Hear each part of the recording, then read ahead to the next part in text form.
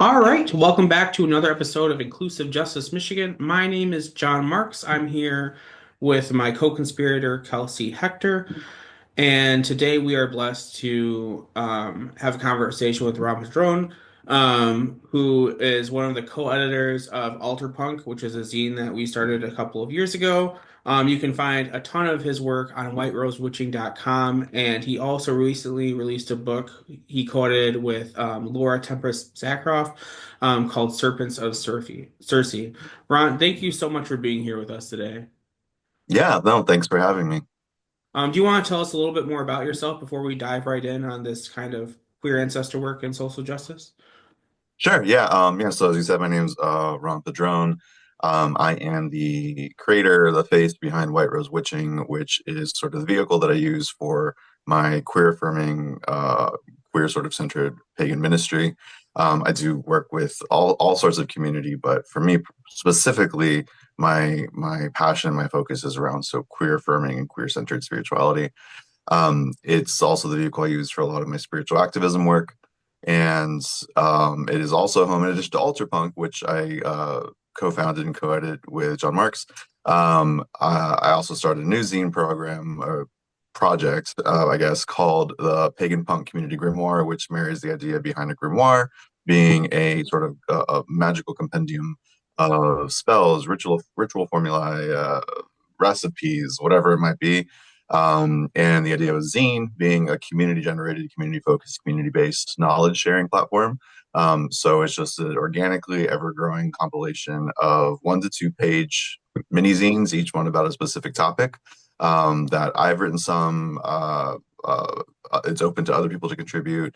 Right now, it just has stuff for me and a friend, Vittorio Benetti, who's also a contributor for Serpents of Circe. I have a backlog of a couple of things that were submitted that I just haven't gotten around to posting yet, because life happens. Um, but yeah, I'm also ordained through Sacred Well Congregation and completed the community ministry program through Cherry Hill Seminary. Awesome. Can you talk a little bit more about what queer spirituality is? Like, what lens are you coming from that? Can you give like a rough definition of how you see that? Yeah, so I think for me, I'm approaching it from sort of two directions, sort of like the two different. Well, there's multiple ways that you can interpret the word queer, right? But I think for me, there's two distinct ways that I'm interpreting it in this queer, as in how do you take something and make it different, or kind of put it in a different context or a different setting, and then how does it change what it is? And so the idea of queering spirituality in the sense of, especially in the West, especially in the US, there's a particular notion of what spirituality means, who gets to claim religiosity, who gets to claim spirituality, who gets to claim faith. That was, for a large part, the underpinning of the AltarPunk project. You know, John Marks and I met uh, um, during COVID on Twitter, and you know, through conversations and on sort of realizing alignment around just a lot of feelings around, like, well, why is it only the far right gets to be like religious? Like, why when religion enters the political or social discourse, it is always, almost always, construed as right leaning or conservative, or you know um their sort of battles against same-sex marriage or whatever it might be are always framed through the lens of a religious worldview, or that's the reason, their justification. You know, we look at how in our judiciary system, in our legislative systems, like state or federal level, almost always religious freedom is construed in a way that Right. hews towards a far right worldview that Yeah. actually limits the freedoms of other people. And so, but for myself, you know, my journey, and for a lot of people I know, um, their progressive values, their socialist values, their, you know, what drives them to want to create a more liberated world is actually their spirituality or their understanding of their faith, whether it's something that is within a structured dogma, a structured sort of faith system, or something that is maybe more eclectic or unstructured. So queering the idea of what spirituality means and just kind of being like, no, like they don't get to claim it. So I'm going to show up in a Mm. space and say, I'm doing this because my faith calls me to do this, Yes. which in the current setting confuses people. Yes. Um, Yeah. but then also queer in the sense of I am centering. So I grew up Roman Catholic. I was an altar server in elementary school. I had a really great experience in the church growing up in elementary school. I grew up in Miami, and it wasn't until the end of elementary school, I think, that we actually had like a church built, like the type of like edifice that you would think of. So we really met in a community center that had been purchased by diocese, but it was just an old community center, and so just like the vibe, the spirit of the place wasn't Sure. this sort of like you know buttressed arches and stained glass and blah blah blah blah blah, like meant to sort of wow you. It was like this is a very humble place that we all get together to be in community. Um, and like when they finally built the church, like I guess I think the thing that really I like can show the difference between the two spaces is the church that I grew up in and I was an altar server in and all of that. Our For baptisms, it was a podium that had a big clamshell on it that we would use for baptisms in like community centered space. But when they built Yeah. the actual like church, like when you first walked into the like main like foyer, there was this massive green marble baptismal font that like Wow. the priest would walk into, like as he would Yeah. stand in. Yeah. So like there's a sort of dichotomy there between like a really humble sort of appreciation or approach to sort of that particular sacrament versus this. Like I mean, different flavors, different people, but like for me, it's like a more ostentatious display versus what is the purpose of that particular sacrament. Um, and when I was young, I actually wanted to be a priest. And then we moved, we went to a different church that was sort of what I would call MAGA before MAGA. So in addition to then now having a different sort of experience with that and pulling away from the church, that's also when I started to realize that it was gay. Mm. And so this was in the mid 90s. And so I really pulled away and left the church, kind of left something that was very important for me. Not that the church was important for me, but that the spirituality was Yeah. important for me. And even once I found, and I grew, my family's Cuban, like my mom's Cuban, and my grandparents and stuff. Like I grew up mostly with my mom's side of the family, and so that Cuban Catholicism is very sort of mystical, very sort of esoteric. So it was pretty easy for me to segue into paganism or things like that. But even when I did that, um, I didn't bring my sexuality with me. So my sexuality still remained separate from anything that Mm. was sort of spiritual until probably about my late 20s is when I finally started to kind of repair that rift. Um, and so part of the reason I focus on queer spirituality and the community ministry program that I went through at the Cherry Hill Seminary, even though Cherry Hill is a pagan seminary, it was still an interfaith program. Yeah. So I work with people from all different spiritual backgrounds. But for me, it's about um, it's important. The reason I felt called to doing uh, queer centered or queer affirming spirituality and ministry in that regard is my own experience of even when I left an institution that was very explicitly sort of against me, against that part of me. Um, I carried that like baggage and that trauma into Yeah. every other spiritual space that I went Yeah. into. Um, and so it's working to kind of repair that and kind of using my own experience. Like there's in a lot of spaces, there's this archetype or this thing about like the wounded healer. Yeah. And so I'm kind of leaning into that a little bit of just like I know what it's like to be in that space. And I know how liberating and fulfilling and how much more whole I felt once uh and in some ways like I find little bits that I still have to heal. But um but I know how liberating it was for me to realize that like not only can I be a spiritual person and be queer, but that in a lot of ways my queerness itself is sacred. Mm. And the positionality that my queerness gives me to my relationship to other people or to the world or to the divine or to whatever also affords me a different type of knowledge and a different type of lens that it is sort of like the blessing that I bring to the world, and it's the blessing that other queer people can bring to the world too. So that's for me why I focus on that. I I love that as a healing modality because I know that when we hear spiritual or faith or religious, it brings up those thoughts of right-wing religious spaces that are very traumatizing.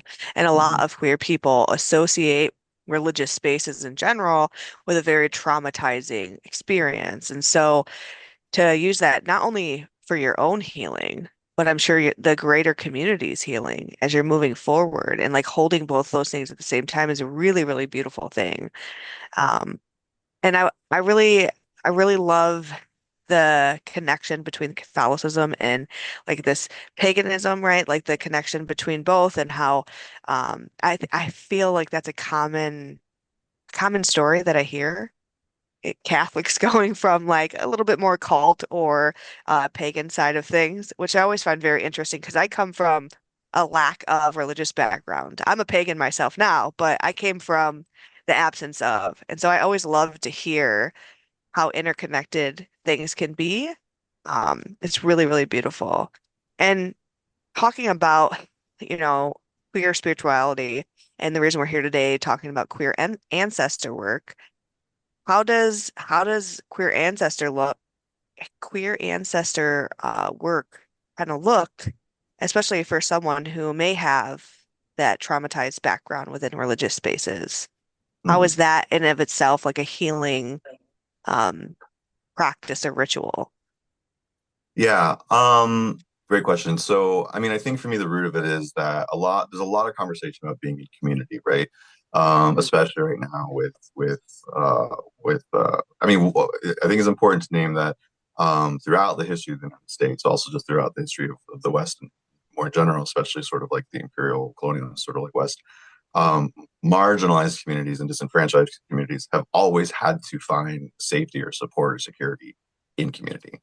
Yeah. Um, but because we're in the moment that we are now in the US, and because certain spaces that thought they were going to be immune and aren't, Yeah. are now scrambling to be in community and find Yeah. community, there's an increased sort of discourse around that. Um, so so for me, when people talk about being in community, the thing that I always make a point to bring up is you are never fully in community unless you are also including your dead. Mm, And and for those of us who are in historically marginalized, under-resourced, or disenfranchised communities, our histories are often histories that are overwhelmingly about death or grief or loss. Um, yes. and there's a quote that I saw going around a few weeks ago. I think it was, oh man, I can't remember who it was. I think it was attributed to Dan Savage, but I don't actually know like if he's the one who said it first. But it was talking about like in the 80s, like the queer movement in the 80s, queer liberation in the 80s, especially under like the HIV AIDS, like the outbreak of HIV AIDS. It's that we buried our friends in the morning, we Yeah. protested in the afternoon, and we danced at night. Yeah. And the whole movement was so that we could dance at night. And so, yes, like when people look at queer community, queer history, there's an emphasis on looking at sort of like the drag and the camp and like the parties and the ostentatiousness or what have you. But that is something that was for us, in community, it was the thing that we elevated because it was the thing that we were fighting for. And Yeah. for communities outside of us, it's the thing that they saw because they either wanted to ignore our death and suffering, or we didn't invite them into spaces of our death and suffering because they are the ones who caused it. Mm, Um, so, um, so for me, the like about queer ancestor work and stuff like that, it's very much tied to you're not truly in community unless you're including your dead. And also from my own experience, like again, like I grew up in Miami. We moved out of Miami when I was in middle school to like the swamp. And I so all the sort of queer media, all the sort of stuff that we have now, like did not exist. So my uncle, who's only about 12 years older than me, he's gay, but nobody ever like told me that. Like it was a thing that nobody talked about. And so I Sure. was like in college. So I had no exposure to queerness or to queer community. Maybe if we would have stayed in Miami, that being more of an urban center, like maybe I would have had that, but I wasn't there when I started to realize certain things about myself. So I just knew I was different. I had this sense of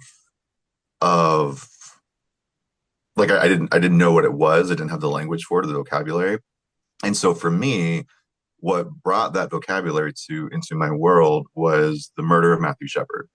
And that was because that was the first thing that even in sort of like the rural, more rural-ish place that I was living, that like that broke through because it became national news and a national story.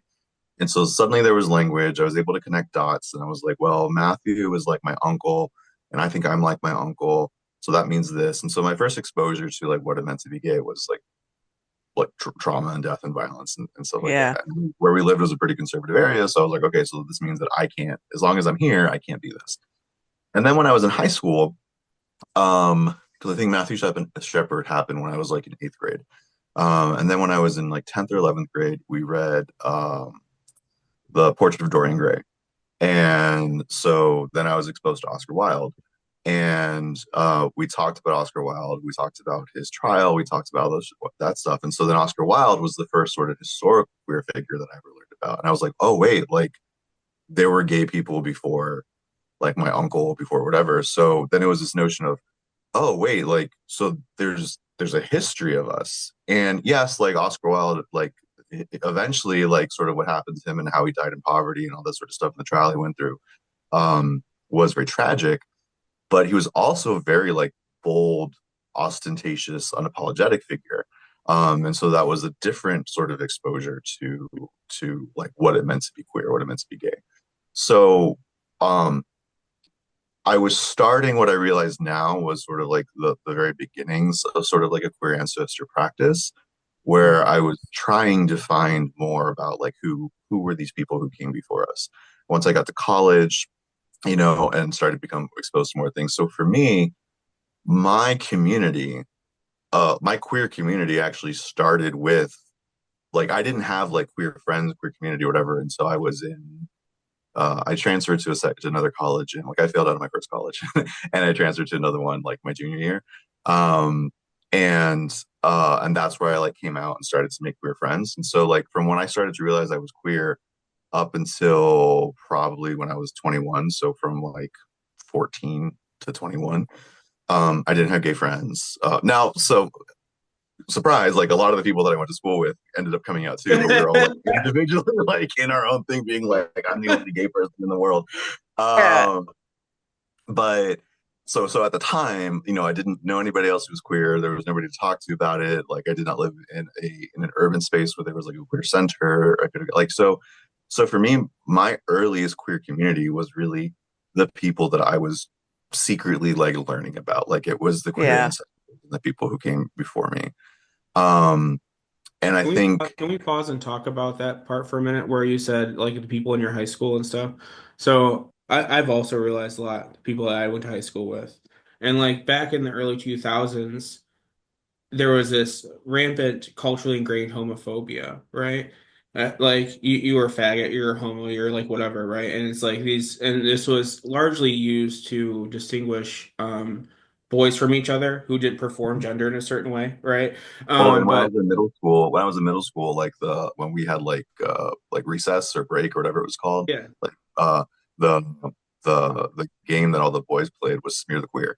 yeah, right. Mm. And so like Yeah. I think it's interesting because of the media and because of when we look back at our queer ancestors, right? Or for me, a lot of it came with being I had queer friends in my community, but wrestling with these deep concepts within seminary for me really allowed me to come to be more open with myself and wrestle with those things. But like when we're there, can you imagine you were feeling that way, but 30 other people were feeling that way who are right next to you, right? Yeah. Yeah. And it's just because we all knew that we were different somehow, but the world told us it was not okay to be that way. Hmm. And praise be to younger folks today who really make Yeah. that no nothing. So Yeah, and like, and it's really funny too because I think a great like example of it is so then when we all graduated, went to college, one person from our group went.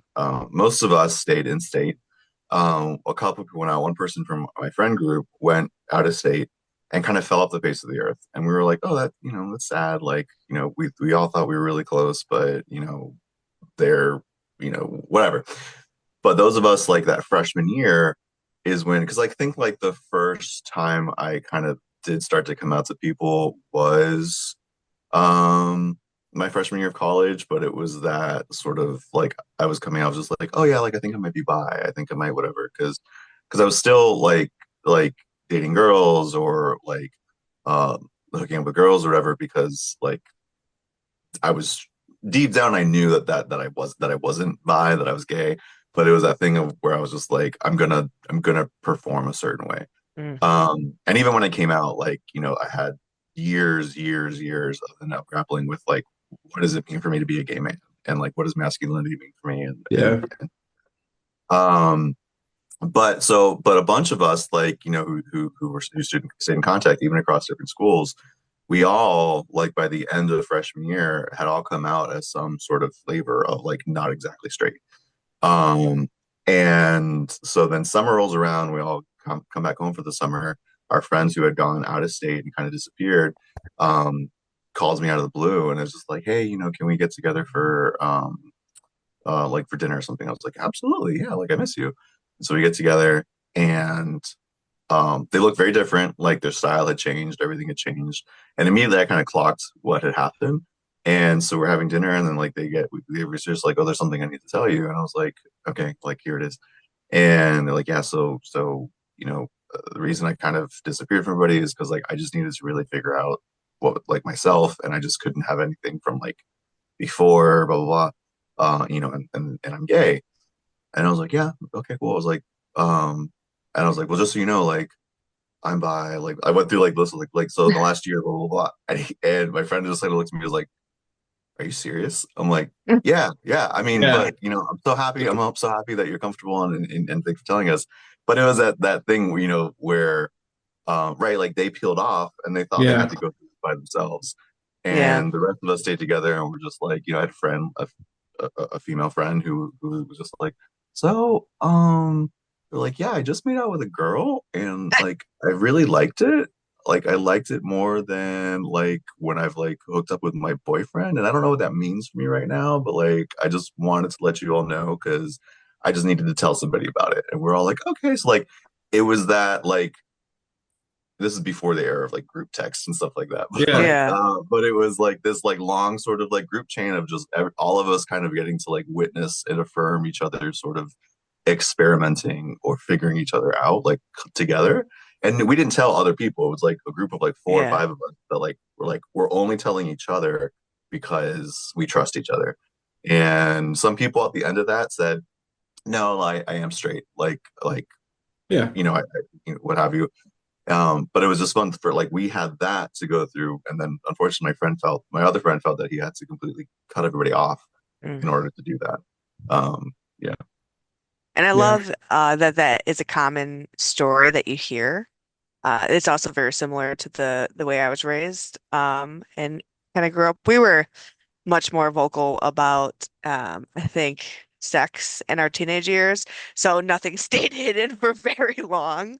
Um, but it's like this unspoken thing where you just kind of find people that either understand or maybe experiencing the same things that you are, but you don't even realize it until you both are faced with the reality that you have to like kind of come clean and share this piece of you that you've been hiding. And then realizing that there may have been pieces that you have been sharing of that this whole time with each other. mhm, And that's the Yeah. reason, like, yeah, like that's the reason they come back to you and is like, I need to tell you this, right? Because there's like this unconscious realization of that connection before the truth, right? Like the unspoken truth within the way that you relate to each other and move through spaces together. And I think it's really, really beautiful because I also attribute this to death work because that's primarily my practice is working with the dead and doing ancestor work and all of these kind of things. And that to me is very similar. And I think that, like, going back to what you were talking about, just like realizing that there's people outside of your immediate scope that have these identities, right? And where you can find this kind of level of understanding and support, even though either they've passed on or you don't know them or you're not in regular contact with them anymore. And that's life-saving. Like the friends are life-saving, but so is that, right? To Yeah. have this story that you can help like move you through times when maybe if you didn't have that, it could have been a lot more dangerous than, you know, having that. Mhm. I really want to talk about how, like, so building onto this, what does like in practice now, how does your ancestor work look, especially when you're moving through like, social justice work or different parts of your life or shaping you to just becoming more of who you are as a person? Yeah. So I would say like the foundational part of my practice is research. Mm, So I'm an educator at heart. So my that's a lot of what I do. And so like on my website, on my blog, I do a monthly asterisk queer ancestor spotlight. The first 2 years of it, it was monthly. Since then, it's been I try really hard to do monthly, but sometimes life gets in the way. Because a lot of it is unearthing those stories. And so for like the queer ancestor spotlights that I do, or for some of the other sort of workshops and stuff that I do around this, or helping people figure out like how to do queer history research. Um, it's there are some people, there are some stories that I think are kind of popular. Like there are some like big names where I was like, yeah, I'm definitely going to talk about Sylvia Rivera, Marsha B. Johnson, Audre Lorde, what have you. But then there's also folks, or I'm very intentional about the grants or spotlights that I do to not just be US centric. So I try to find stuff from all over the world. I use ArcGIS to do a queer ancestor map, like a pilgrimage map. That all the queer ancestor spotlights are associated with a pin on that map, and so you can look at them. that's Part of it then is beautiful. like, yeah, and part of it then is then you can look at the map and zoom out and kind of see like how spread out we are, like how we're everywhere. And I got to travel internationally for the first time 2 years ago, and I went to France, and we were in Paris, and I was like, oh wait, I recently did like a queer ancestor spotlight about something in Paris, and I was able to go to the map and like find the dot, and be like, oh, it was this. Then I was able to go find like the plaque that I had That's referenced. cool. Yeah. So a lot of it is that, and it's a lot about stories that people haven't necessarily heard, or if you're in the States, about uh like a story from Mexico about like the Dance of the 41. Is it 41? I think it's Dance of the 41. Um, and about like a early 20th century sort of like underground queer space in Mexico City that was raided, and or Siwa Oasis in like what's now Egypt. And uh uh so finding all of these stories, some of them are a little bit more contemporary, some of them are much, much, much older. Um, but it kind of shows the history that we've been here. I want to be very careful about when I say that like the history of us and us being here, because so the term homosexual didn't appear until the end of the 19th century. So there are certain ways of trying not to be anachronistic about how we talk about stuff.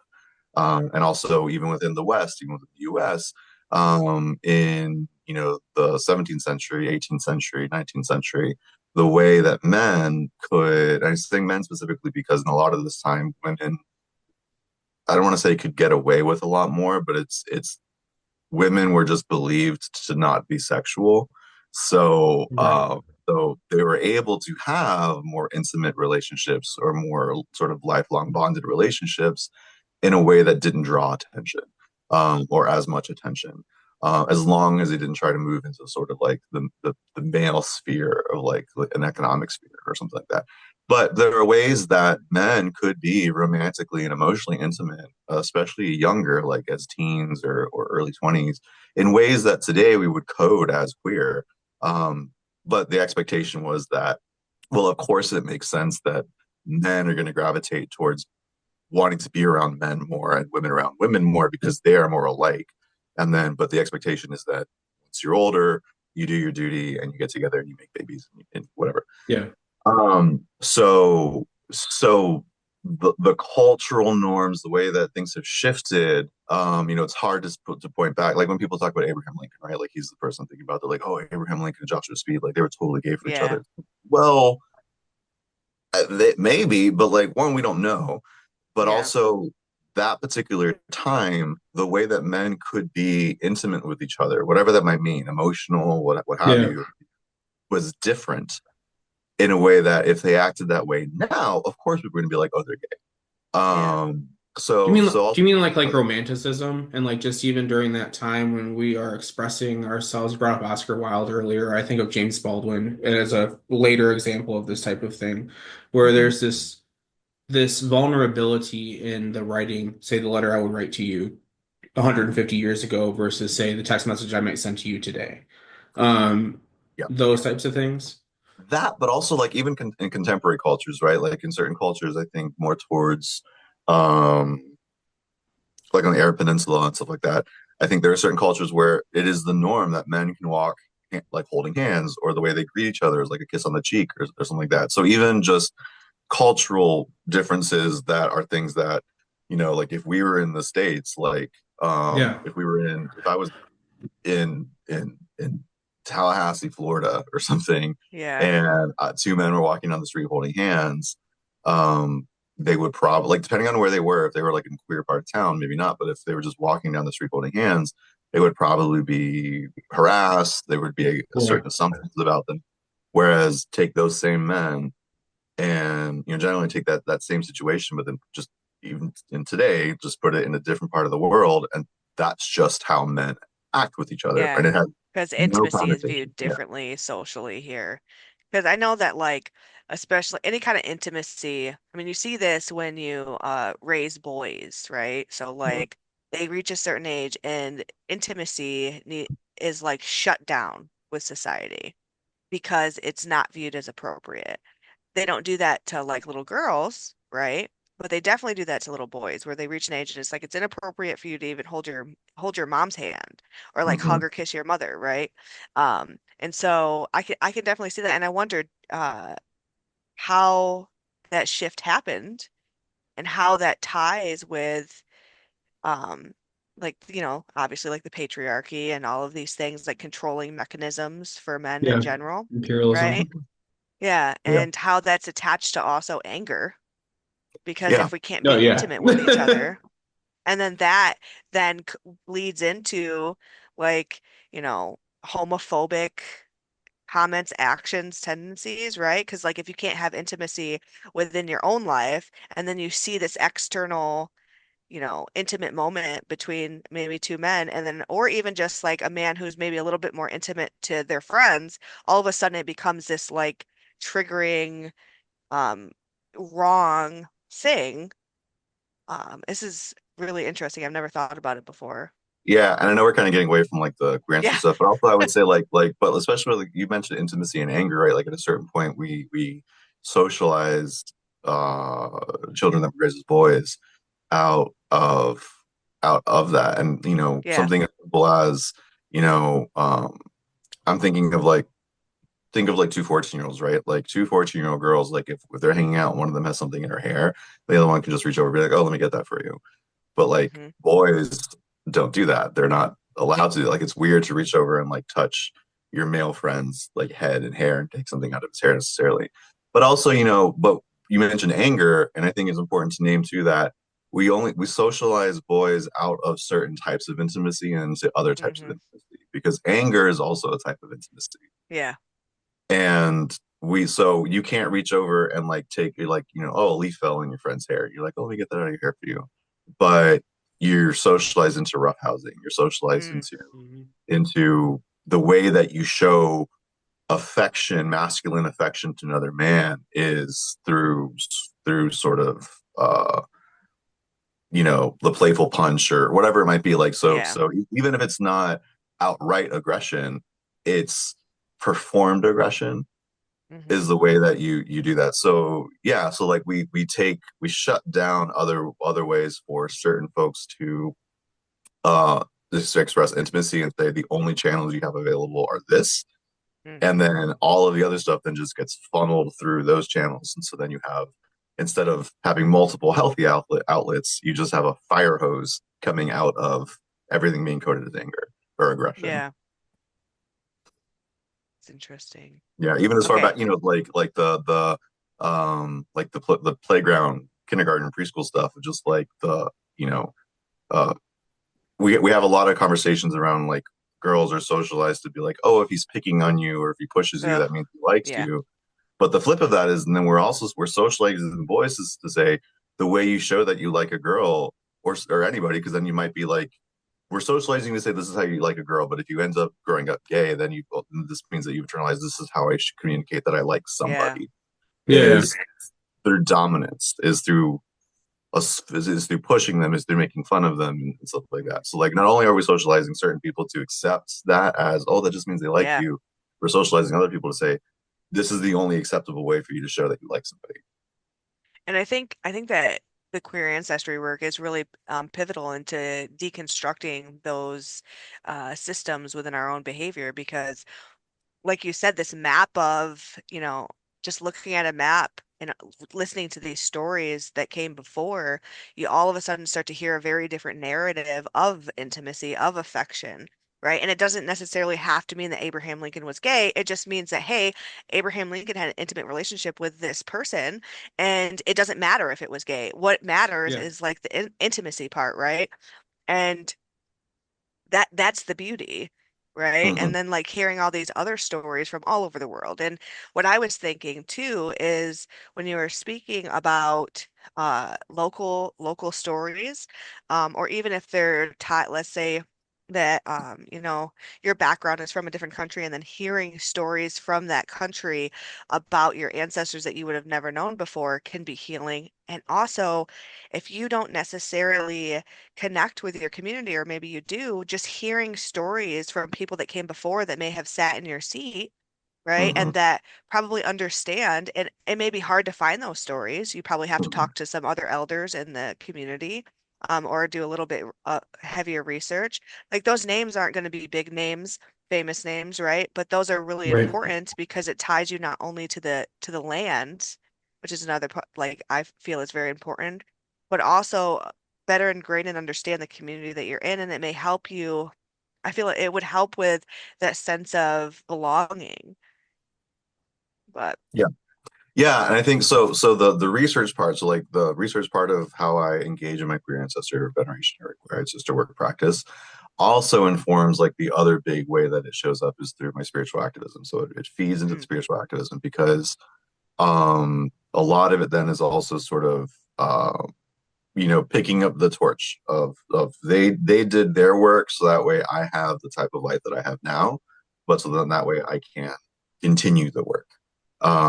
So at my work office, I don't have it in front of me now, but at my work office, I have a quote from I forgot the rabbi's name, but it's like you're not required to finish the work, but no, but mm, you're not obligated to finish the work, but you also can't not do the work.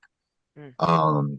And I paraphrased it, I butchered it. So if somebody's seeing this, like that wasn't the quote. I know it wasn't the quote. I don't have it in front of me.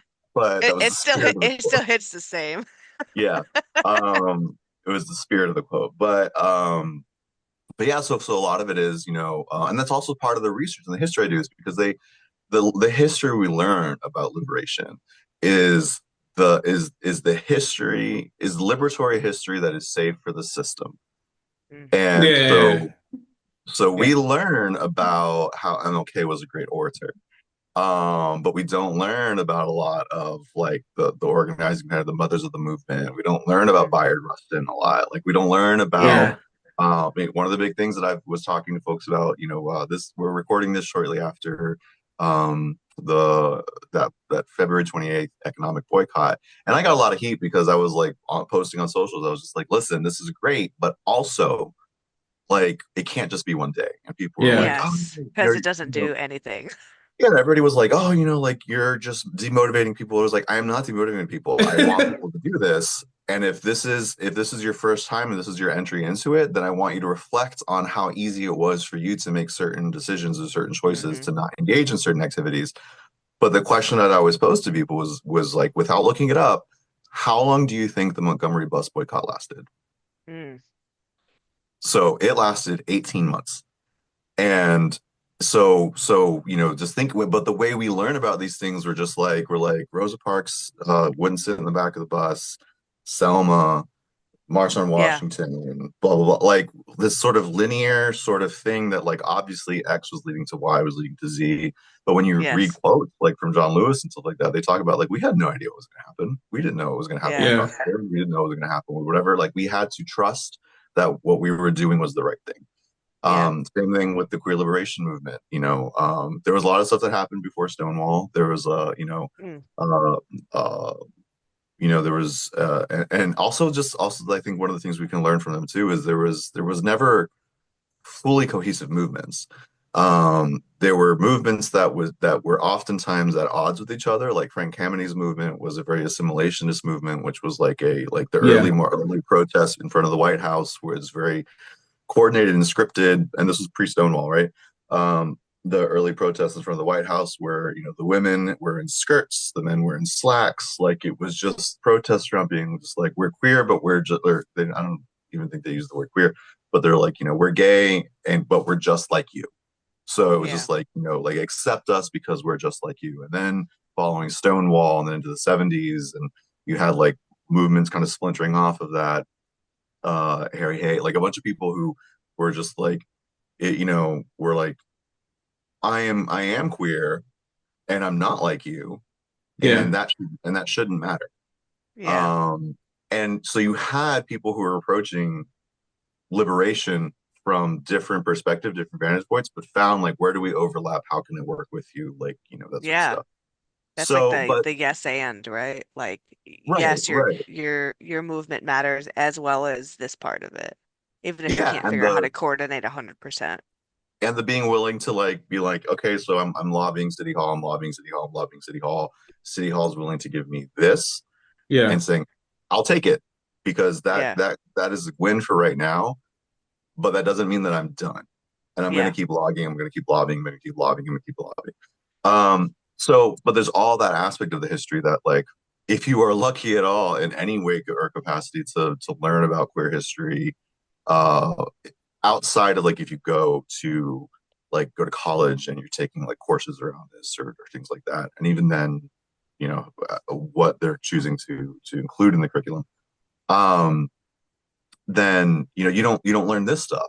So part of it is doing the research and presenting, and my day job is in academia, but I like I low-key hate academia, because I don't like how inaccessible it is. I don't Yeah. Yes. like, in addition to like the monetary aspect of it being inaccessible, I also just don't like the language that a lot of us use in academia, because research language papers and stuff like that, they're written in a way that isn't easy to understand. Yeah. And so, part of what I try to do is do the research and just really share it.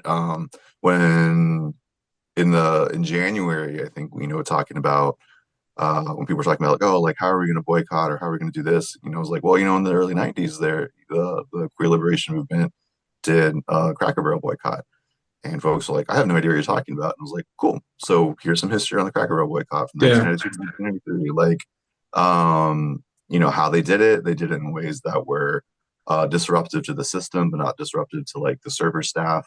Yeah. Like, there are ways to do, like, the Cracker Barrel boycott was great because they would leaflet in the cars like why they were boycotting. Like they would put things like on the behind the windshield wiper, and the whole thing was like, you will get a table, you will order coffee, and that's it. And you just take up the table for as long as possible until they kick you out because it is reducing foot traffic. That's And then great. you still tip your server as if you Yeah. ordered I'd gotten more. a meal. Um, That's really so wonderful. That's really, really wonderful because then you take out, because that's a huge argument or pushback from people is like, well, what about the workers, right? What about the people relying on this? And there's definitely creative ways like this. That's and a the best part wonderful is we don't have example. to. And the best part is like that's and this is why the history is important, because our ancestors already figured this out. Yeah, we don't Like, have to Yeah. recreate their wheel. yeah, like we don't have be like, yeah, we're going to go into this economic boycott, and yes, it's going to, and that's why when people like talk about this sort of stuff. I'm like, okay, well, what is the plan? Can't just be stop buying. The plan also Yeah, has to be for the employees that might get laid off because of this, for the Yeah. people yeah, who are hourly workers who might not get shifts for this. how are we making sure that they are getting groceries? How are we making sure that the people who are going to feel the pinch of this, but it's not their fault? Yeah. How are we making sure that we are supporting them in this because they're not the ones that we're trying to hurt with this? Yeah. And I So mean, I feel like a lot of that comes in with like the other part of any kind of movement, and it has to be mutual aid. Like that, yeah, like the Yeah. mutual aid part has to exist. You cannot exclude it. You cannot go out and protest every single day of the week and expect everything to change without all this other interconnected work that needs to be done. And we can learn that from history. We don't have to like recreate the wheel and be like, oh, look at this thing that I just no, we don't have to do that. The work's been done. We just have to learn about it.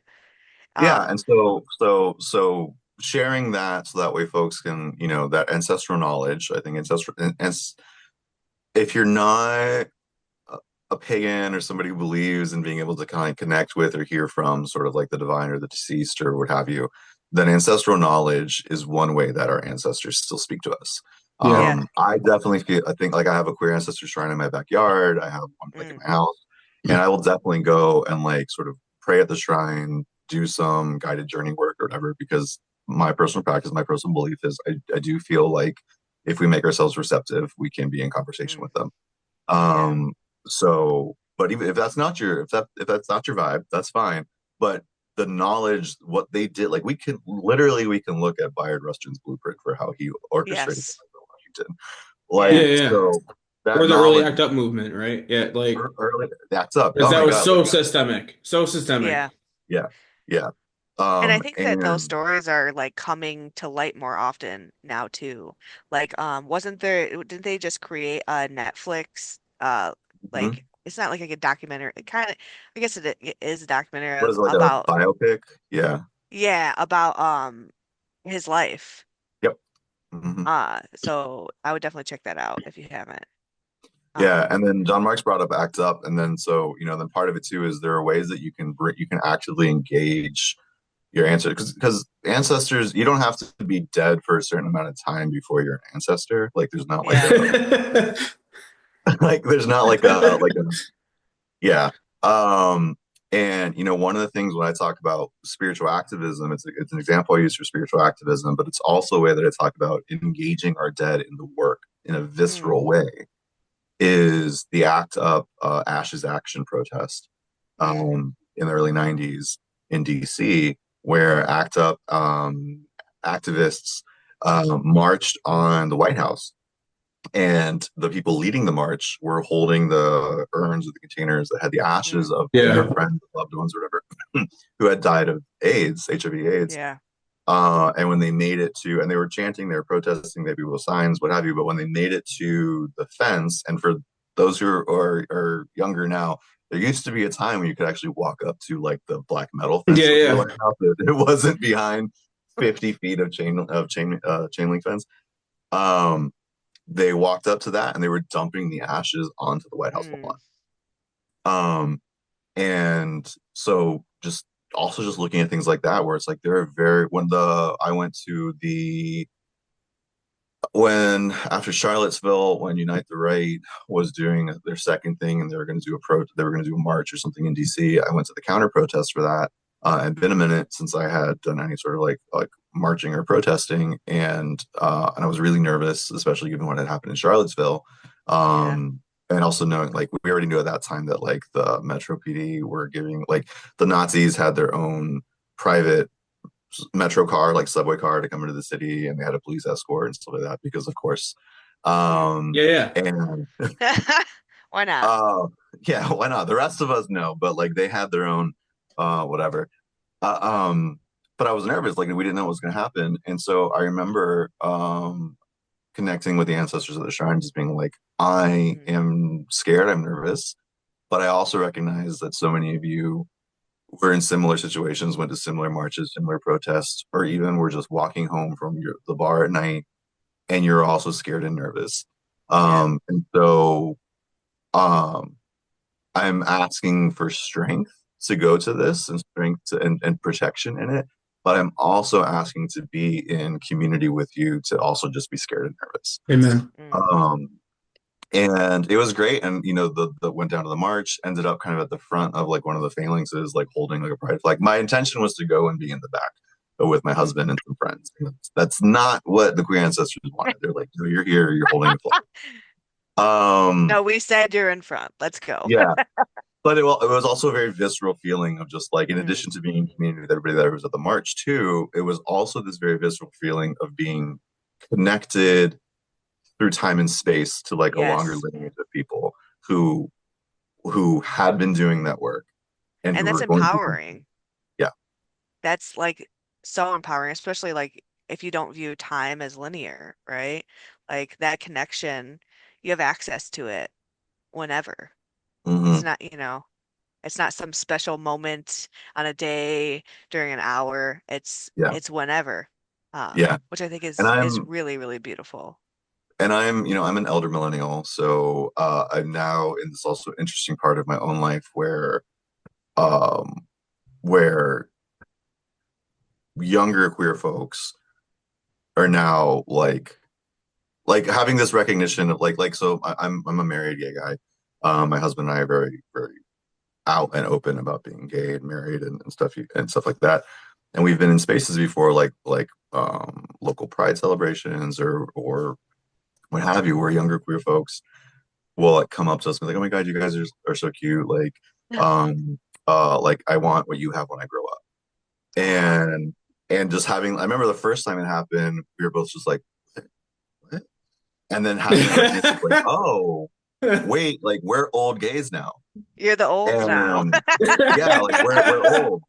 And but also, we lost a whole obviously we lost a whole generation during the HIV/AIDS Mm, Yeah. epidemic, through the 80s, the ongoing HIV/AIDS epidemic. But yeah. we lost the whole generation because of government neglect and then also just Mm, lack of resources and not having medication or medicines that can do anything for it. Um, so, for me and my husband, like we don't really have people, we don't, there's not really a lot of older married queer folk that were yeah. models for us to figure out what this is like. And then we realized that like between us and we know lots of other married queers and stuff like that, we're like, oh shit, like we're the model now. Like Yeah. we're the old gays. And so being in this interesting part of my life now where I still engage in a lot of deep ancestor work, but now starting to think about, well, what does it mean for me now to like, as I get older and having people looking what I'm doing, but then when I'm on the other side and I'm an ancestor, like Yeah. what is the work I'm leaving behind? Yeah. And how, like, so starting to now also be in that sense. And I don't mean like in a morbid way of just like, I'm going to die, but like I mean, we're all a dying people.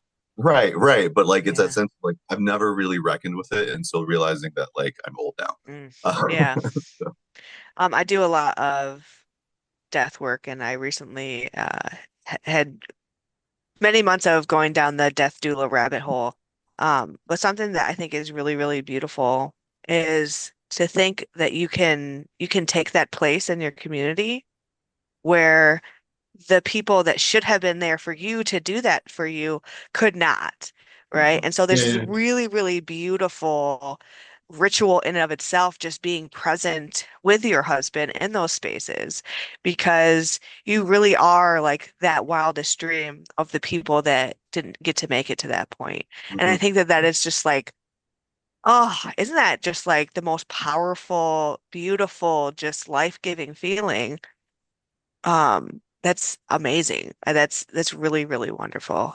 I think it Bef ties into to how a lot of us have chosen family, mm, and so now we have chosen ancestors. So like Ron, yeah, you're talking about like what am I leaving behind when I die? When I was younger, I used to think that was the most arrogant question, but I think of it as an arrogant question. It's like what am I leaving my family behind when I die? What am I leaving for my queer family behind when I die? My chosen friends and family and their descendants and whoever they'll be chosen friends and family behind, mhm, and that is a different type of orientation that mm. echoes out through the familial structures that we build ourselves. And it's just all of a sudden now we're reaching out to beyond the living for these connections too.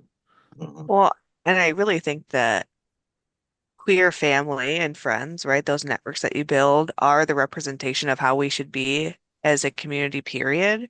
Like this separation of blood and community, like that really should not exist. We really should be more communal with people. And I think that looking at queer communities is a really, really good example of how we can be in relation with each other on a broader sense, right? And I think that's really beautiful to think of that through a future lens because you don't have to be queer to learn from that. Like you don't, you just, you can be in awe Hmm. of how people who may have no one, right, can come together and create such beautiful, relationships, celebrations, um, can come together in their own grief and support each other. I think it's very, very beautiful. I do want to be conscious of time, so we're about the hour mark. So kind of want to wrap us up a little bit, and I just want to ask you two questions. One is we kind of talked about this already, like what are practical ways that we can begin to honor and connect with our queer ancestors, um, especially if you're disconnected from traditional family structures or community structures. But also, how do you think in doing that work is really going to shape the future, not just for the individual person, but our communities as a whole? Yeah. Um, so yeah, so in addition to just kind of like learning the histories, sharing the histories, I think one example that I think I want to share, and it came to mind when you talked about sort of, like my husband and I being like the manifestation of what people prior like maybe couldn't achieve and stuff like that. There's a annual sort of ritual that I do called the Queer Ancestor Dance Party. And it started 20 summer of 2020, I think. And it started totally accidentally. I was doing some stuff out at at the shrine. My husband was working upstairs. I was drinking, and I came in and I put on like some like a Pride classic station. I was just kind of like dancing downstairs with my dog. And then I realized that like I wasn't dancing by myself. Like there were Mm, other presences there, and I was like, oh, okay. And so I formalized that into sort of like a ritual space that created a more safe container. So, tapped in some ancestral allies to kind of serve as bouncers because you don't necessarily want certain people or certain things to show up.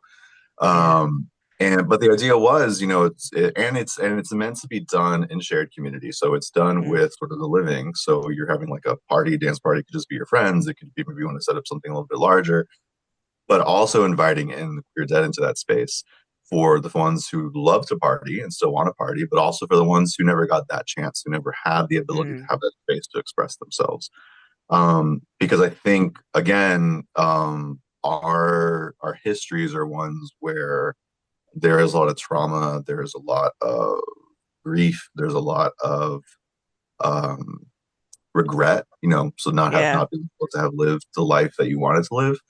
And I think the best way that we counter that and resist is through joy.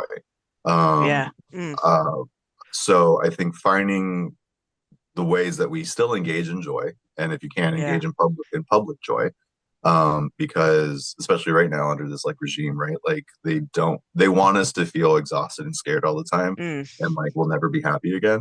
yeah. And so one of the best things you can do is be happy in their face. Um, but also, I do a lot of stuff around sort of trauma informed spirituality and grief. And my biggest gripe is like the way that, especially in not just in pagan spaces, but I think just writ large in the West, for whatever reason, especially I think like we one of the things that we took or kept that was imposed on us from sort of like colonialism, especially like Anglo colonialism, is everything around death has to be just like morose and Yeah. Hmm. somber, Yeah, yeah. and it's exhausting. And I'm like Yeah. no, like we can celebrate. Just because somebody Yes. has died or something is dead does not mean, one, first off, there are certain people and there are certain things that when they die we should celebrate.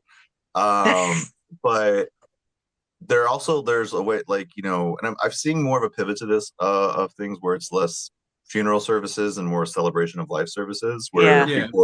people are allowed to bring in whatever emotions or feelings come up. Yes. There might be grief, there might be sorrow, but there's also laughter, there's also Yeah. joy, there's also that sort of remembrance. And so finding ways of how do we sit with grief and trauma, but also acknowledge that grief and trauma are not antithetical to joy and happiness, Mm-hmm. that it's all part of the same experience.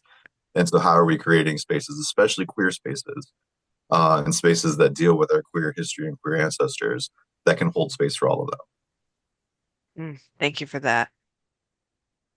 Thank you so I think that much. was both questions. So, Yeah. Oh yeah, I think it was great, and I agree tenfold about the way that we approach death. It's I don't remember who said it, but you can either be looking forward, anxiously, looking back, or you could walk aside alongside death.